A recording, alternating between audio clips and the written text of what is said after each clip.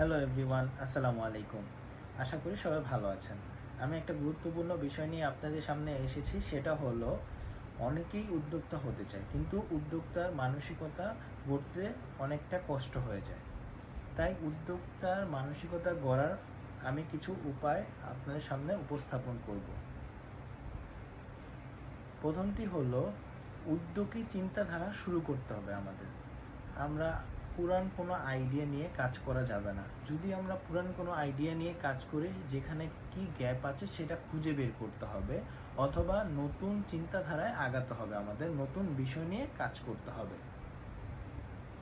দ্বিতীয়ত হলো ঝুঁকি নেওয়ার মানসিকতা থাকতে হবে। আমরা কোনো কাজ করতে গেলে যদি ঝুঁকি না নেই, তাহলে কিন্তু কাজটা সুন্দর হবে না। ঝুঁকি নেওয়ার প্রবণতা এবং মানসিকতা থাকতে হবে আমাদের। এর পরেরটা হলো দৃঢ় মনোবল এবং অধ্যবসায় করতে হবে।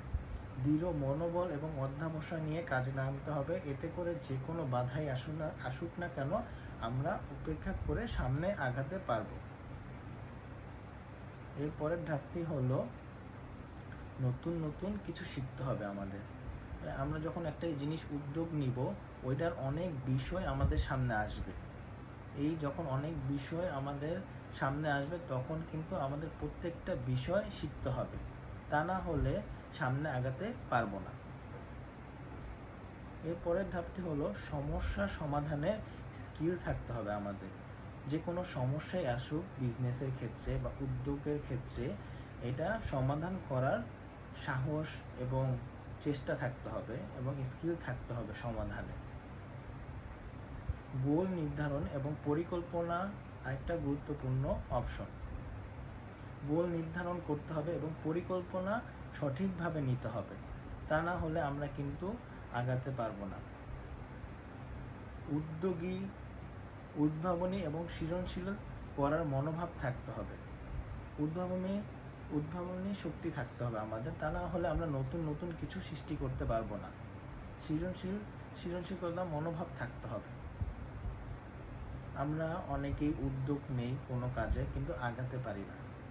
এই সঠিক মানসিকতা না গড়ার কারণে আমরা কিন্তু আগাতে পারি না।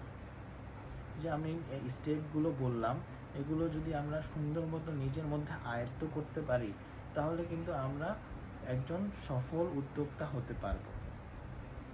তাই আসুন আমরা বেশি বেশি ঝুঁকি নেই এই সব কাজের। যে কোনো কাজই আসুক না কেন, সেখানে থেমে থাকবো না, হাল ছাড়বো না। ধৈর্য ধরে আগাতে পারলে সে কিন্তু সফল একজন উদ্যোক্তা হতে পারবে।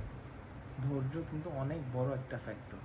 তাই ব্যর্থতা আসুক না কেন, সেই ব্যর্থতাকে সফলতার প্রতীক হিসেবে দেখে সামনে আগাতে হবে।